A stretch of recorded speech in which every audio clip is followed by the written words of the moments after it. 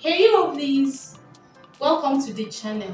If you are seeing this beautiful face for the very first time, my name is Abasibianke Itina and I film YouTube videos from Uyo, Akwa Ibom State, Nigeria.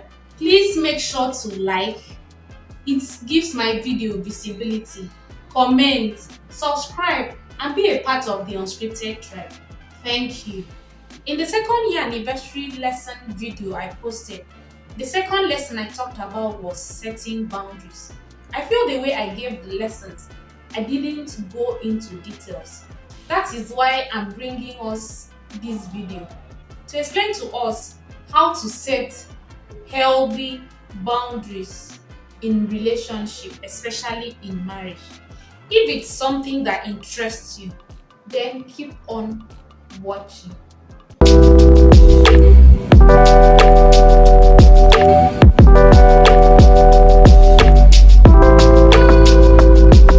To survive the storms of life, a healthy marriage needs to have the right foundation and the right boundaries put in place. A healthy foundation should come from building your marriage on the principles of God's word. Actually, healthy boundaries most times can be difficult to define, but if we ignore them, we are in for trouble. It's just like crossing the road when the traffic light shows red. You will eventually hurt yourself or hurt others in the process. A marriage without boundaries, of course, you know, is headed for a crash. Boundaries shouldn't be a difficult issue. After all, we encounter boundaries every single day of our lives. For instance, the stop sign, caution sign or red tapes, medicine dosage, rules in our workplaces, terms of reference or work expectations, and even the 10 commandments in the Bible. And the list goes on and on. For me, I think boundaries are a good thing because they help us stay safe in different situations while we navigate life daily. There are boundaries, spoken and unspoken, in virtually every areas of our lives, and I don't think marriage should be an exception. As a couple, I believe that we should set boundaries to protect the integrity of our marriage or whatever our marriage stands for. It is vital that couples are on the same page of specified boundaries in their relationship, spoken or unspoken. This will protect our marriage and position it to be as strong as possible. So what boundaries should we now establish in our marriage? To answer these questions, we should contemplate what acts, words, or inactions are considered out of bounds in our marriage. Let's establish how to set them or what areas you can set boundaries to make your marriage work or make it what the initial plan of God had ordained it to be. First boundary I will be discussing is speaking negatively about your spouse to friends and family members.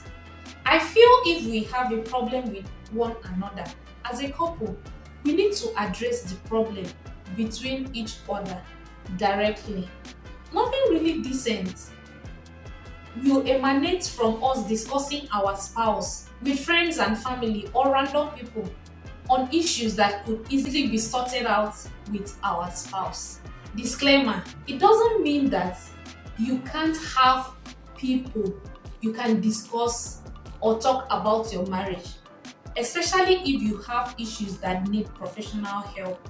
For instance, if there is addiction, abuse of substance, or even abuse by your spouse or you abusing your own spouse, you need professional help. Even health challenges, any issue that is beyond your own control. Abuse could be financial, emotional, physical, you can name it. You know what I'm talking about. That's when you need professional help. It doesn't mean you can just walk up to a random person or anybody that might not even offer help to discuss your spouse. All I'm saying is that we just need to be careful with how we project our spouse. Of course, we know that as human beings, it's very hard for us to forget the negative things that we hear or the negative things that is being done to us. So even when you are at a good standing or in a right standing with your spouse, because you've already projected him or her to friends and family in a very bad or different light, they will just be looking at you people like, what are they doing? What are they forming like? Of course, we know that they don't have a good relationship, or we know that things are not going on well, or I thought he said this, or I thought she said this. I feel that our friends and family, the aunties or uncle, no matter the support that they give to you, they don't need to know in details what is the cause of your disagreement, especially if they can't offer professional help. Marriage is already challenging on its own, and you don't need to add extended family or friends drama to it. So we certainly don't need to feed the problems of marriage with other forms of extraneous negativities. Besides, it's wrong to talk down on anybody, talk less of your significant other. If you really need to talk or there is need for you to talk, I think you should brag. Should you brag? Of course, when you brag, make sure that it's not a lie. If not, when people find out, of course, you know what it's going to look like. So please avoid bragging wrongly. Some people even go to the extent of bragging on social media. When your social media in-laws find out, you will be dragged. The next boundary, allowing other people to talk negatively about your spouse or even to your spouse. It's the highest form of disrespect. As a couple, I think our first point of priority is to protect our spouse's integrity or reputation, as the case may be. Yet many times, some of us even compound the problem. Please don't do that. This should be a very serious boundary that we should endeavor not to overstep. The point is, if you encounter this, please make sure to put a stop to it by strict warning. Anyhow you want to do it, or if you are even a nice person, you can do it kindly. Not all of us are nice actually. You can do it kindly, like warning the person, never you say such a thing about my spouse again, or I don't want to hear or experience this kind of situation again. It's that simple. Just state it plainly. If the person won't oblige you that respect, just walk away, or if possible, please avoid the person totally. If you are able to do this, it will set a precedence by our words and actions. And guess what? Your spouse will really appreciate you for it. And it will make them feel validated and know that we have his or her back. The third boundary is avoid keeping secrets from one another. Yes, I know I might sound old school, I might sound very conventional. Yes, that's the major principle in marriage for me. Why are you keeping secrets? The essence of marriage is intimacy, all round intimacy. So why are you keeping secrets? Why? Unless you are planning a surprise. Does this even work for some people? I've handled a matter for a client whereby they were going through financial difficulties at the time, and the woman did not disclose her finances to the husband. She went ahead to plan a very expensive surprise. People of God, the husband did not find it funny. In fact, that surprise really tore them apart. The surprise didn't end well, but I thank God we were able to reconcile the couple. So please, if you know that the surprise will not be taken well by your spouse, especially when you know the situation like what I've just explained, There's no need. There's no need, actually. Some people don't even like surprises. I have friends that if you surprise them, they will even be angry. So I think if you know your spouse, actually, you will know what works for you. Yeah, I love surprises. Please surprise me. Nothing will kill me. Surprise me, surprise me. So far, it's something romantic. Thank you. Like I said, we have no business keeping secrets from our spouse. Yes, I said that. Copy that, copy that, copy that. Don't keep secrets from your spouse. I'm one of those persons that believes that if you keep secrets from your spouse, you limit the level of intimacy you are supposed to experience as a couple. I consider secrets to be bricks that are adding to the walls of separation, which will eventually make the couple drift apart. I believe there should be no barricade between husband and wife. Yes, there should be no barricade. Some people even password their phone. Me, my husband is my second brain. If I forget anything, even my phone password, my email password, anything, so we have access to each other's details. Why are you keeping secrets? Absolutely no secrets, my sister. Absolutely no secrets, my brother. When it comes to money, purchases, friends, texts, email, passwords, you can name it. Phone calls, social media exchanges, even social media accounts. I know some people operate ghost social media accounts just to, what's the word, stalk their partners, or I don't know, for whatever reason. I feel it's not necessary in a marriage relationship. Please avoid it. The primary aim of marriage is companionship. To fully know and to be known by our significant other. If there is secret, that aim will be defeated and not fulfilled. I think I've discussed 3 boundaries so far. The fourth one is flirting with anyone other than your spouse. That is toxic, my sister, my brother. That is toxic. That is emotional abuse. And there is no excuse for that. Really, there's no excuse. Flirting is a wide gateway to adultery. Of course, we know that. We know. It's a wide gateway to adultery. Some people can tell themselves that I'm just being friendly, I'm just being social. Do you know what the other person is reading into your flirtatious abundance? And you're calling it just being friendly or just being social. It doesn't work that way. But honestly, flirting is just a selfish boost to our own ego and a huge step towards committing adultery. Is that what you want? Some people don't know what flirting is. It could be by giving an overly complimentary words, sending a funny text, or even exchanging sexually charged flirtatious banters. Don't do that.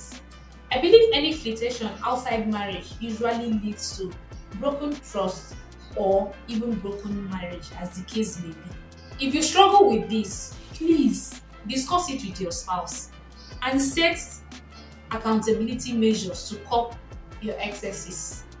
Your spouse is the only legitimate recipient of your flirtatious attention. And I would say never stop flirting with your spouse and never start flirting with some other person.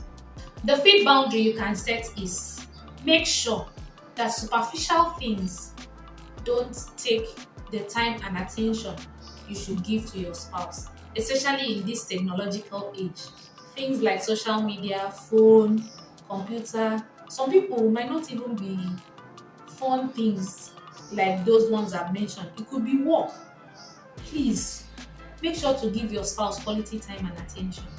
For some people, that is their love language. Please don't miss out on the moment. Of course, we know life is so fickle, life is short. Don't let your future self regret the things you should have done better. I need not say more. Wisdom, they say, is profitable to direct. So in all that getting, get understanding. I think this is the 6th boundary you should set. This one is very important. Please avoid using rude and hurtful words on your spouse. please make it a very serious boundary. I've seen people that curse a lot. I don't know how they do it. People that curse, people that sway. Don't do it with your spouse. In fact, don't do it with any other person. Make it, cultivate it as an habit to avoid hurtful words or even shouting at your spouse. I know that disagreement is inevitable in every relationship, not to talk of marriage. You will always disagree, but I feel that you can make your point in a loving and calm manner. You don't need to shout, you don't need to scream. For some people, because they cannot venture into a disagreement without screaming and shouting, they bottle up their emotions. That is not good. Please don't hold it inside and let it fester. Please speak up in a calm and loving manner. Let me state it again.